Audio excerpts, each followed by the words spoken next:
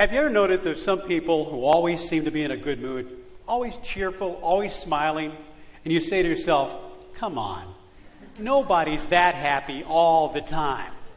Well, these are words I've heard whispered about me all my life. So what I'd like to do is pull back the curtain on this positive operating system and explain to you how it works, why it works, and how it might work for you. I call it intentional enthusiasm. And I've found that it has three key elements: belief, vision, and gratitude. Believe in yourself, visualize what you want to accomplish, and be grateful along the way. Let me share some stories. First, belief.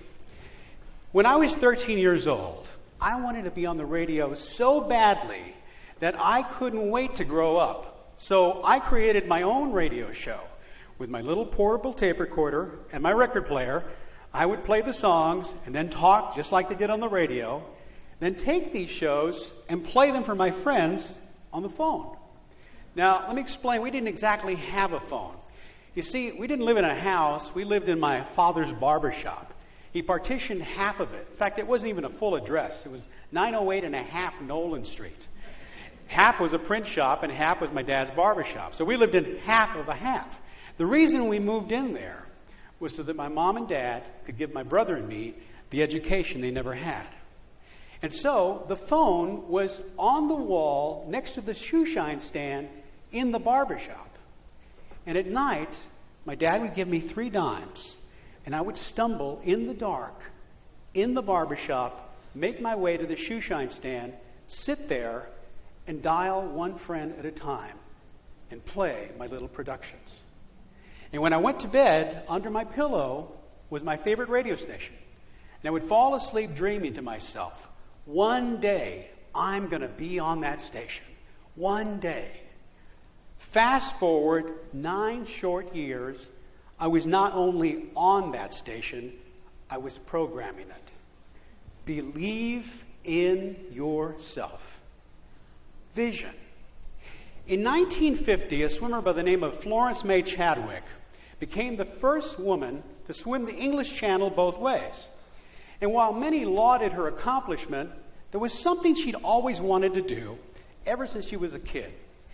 And that was to become the first person to swim the English Channel, not only the English Channel, but to swim the channel between California, where she lived, the Southern California shore, and Catalina Island, 26 miles across the sea. And so, in 1952, she entered the water to do just that.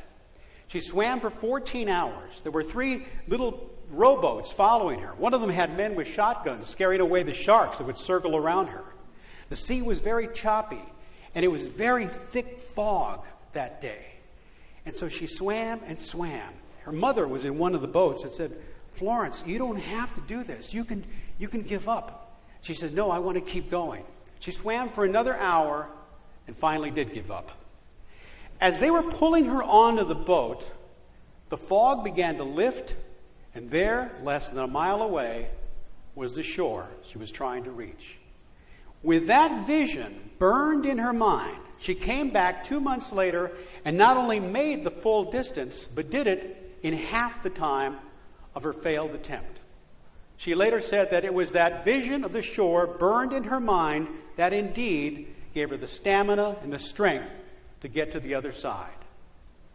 Have a clear vision of what you want to accomplish. The third element is gratitude.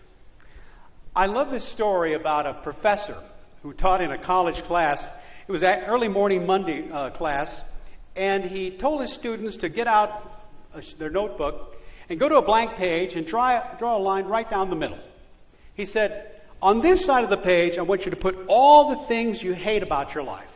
Don't leave anything out. Just put it all there. And don't worry, no one's going to see this but you. And on this side, all the things you are grateful for.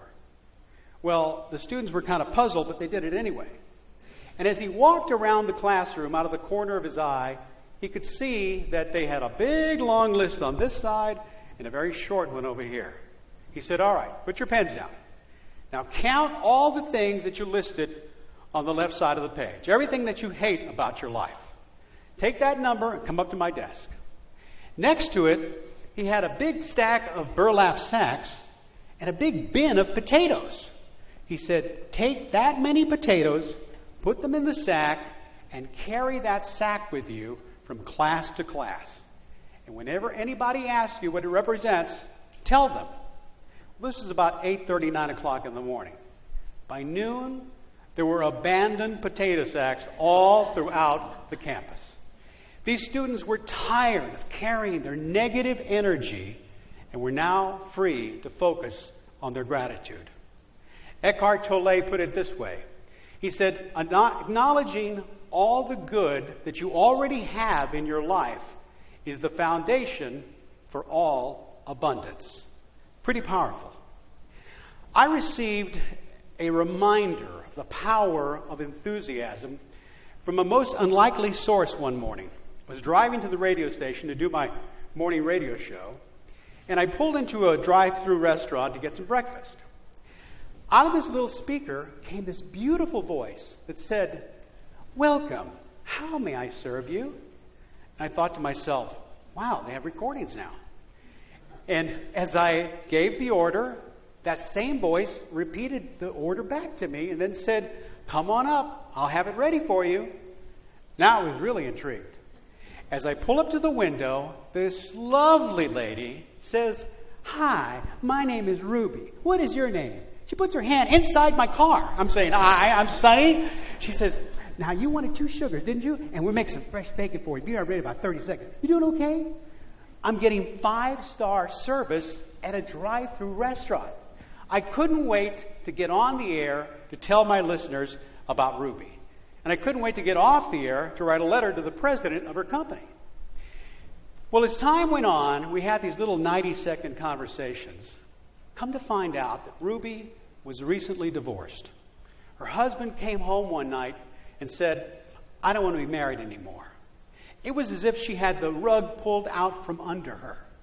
Now she had to figure out how she was going to get her 13-year-old son to college. How easy it would have been for her to say to herself, "What happened to my life? I had everything. And now I've got nothing. It's over.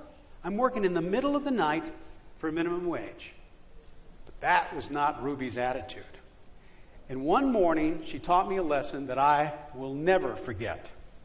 When you're on the radio, people are always asking you for money and prizes when they see you in person. And it comes with the territory. And by the way, I don't have any money or prizes with me, just so you'll know. But I drove up, and she says to me, "Sonny, you wouldn't by any chance have any tickets for tonight's Spurs basketball game, would you?" I said, "No, Ruby, I'm sorry, I don't." "Well, I would like you to have mine. You see, I've been voted Employee of the Month, and I cannot go. You're my best customer. I want you to have these tickets." How may I serve? That is the power of enthusiasm. So how do you begin? How do you start? Maybe Dale Carnegie's words might inspire you. He said, if you want to be enthusiastic, act enthusiastic. Now think about that. Enthusiasm is really part of this whole idea.